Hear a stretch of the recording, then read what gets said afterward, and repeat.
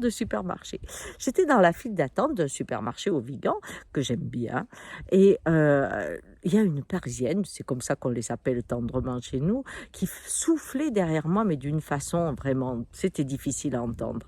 Et à un moment, je lui dis, vous voulez passer devant moi si vous êtes très pressé? Elle me dit, oui, il y a encore au moins 4 autres personnes.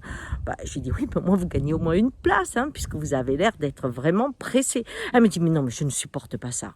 Voyez-vous, ici, tout est au ralenti. Regardez, il n'y a même pas de caisse rapide. Ah ben, je lui dis, si, sauf que vous avez plus de 10 articles. Mais voyez, 2 caisses plus loin, c'est moins de 10 articles. Elle me dit, mais non, des caisses où il n'y a pas de caissière. Voyez, je serais déjà passé.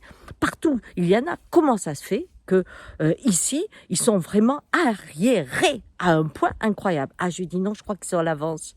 Comment? Bah, je lui dis, oui, vous voyez, ce que j'aime au Vigan, il y a 2 supermarchés et il n'y a pas de caisse sans caissière. Alors elle me dit, ah bon, parce que vous avez du temps à perdre.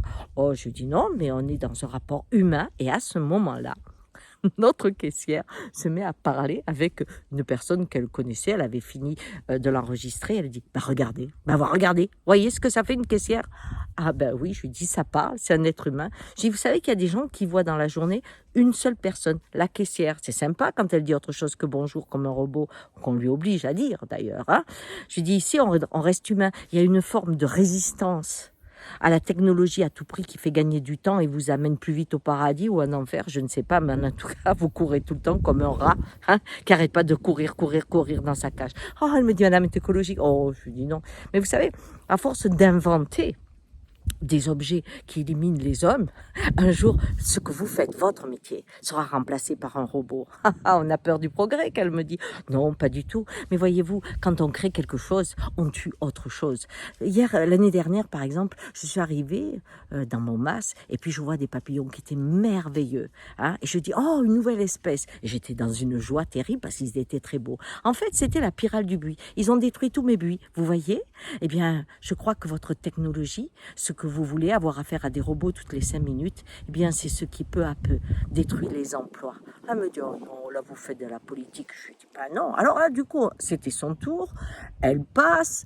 Puis après, je vois qu'elle m'attend. Elle me dit, j'aime bien notre conversation. Est-ce qu'on peut continuer? Bah, je lui dis, oui, vous savez, c'est une observation simple. Par exemple, je prends l'agriculture. L'agriculture, aujourd'hui, on est en train d'inventer un tapis avec une machine qui secoue les arbres sur des grandes surfaces. Et puis, le tapis il récolte les fruits. Et puis, ça s'enroule et ça va directement dans une benne. Et les fruits sont amenés. Ce qui fait qu'on n'a plus besoin de journaliers. Ah ben, elle me dit, c'est bien. Je lui dis, mais regardons le processus. À un moment, les journaliers étaient payés, ils vivaient bien.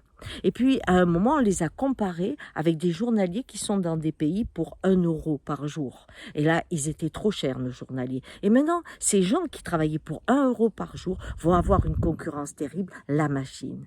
Et cette machine, madame, elle ne paye ni les retraites, ni des impôts. Une fois qu'elle est là, à part de mettre l'homme dehors, eh bien, c'est tout ce qu'elle fait.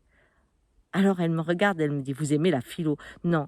Je dis, je crois qu'à un moment, vous voyez, au Vigan, on résiste à la technologie au tout prix parce que l'homme prend sa place. Et j'aime ce pays parce que c'est un pays de résistants. Ciao!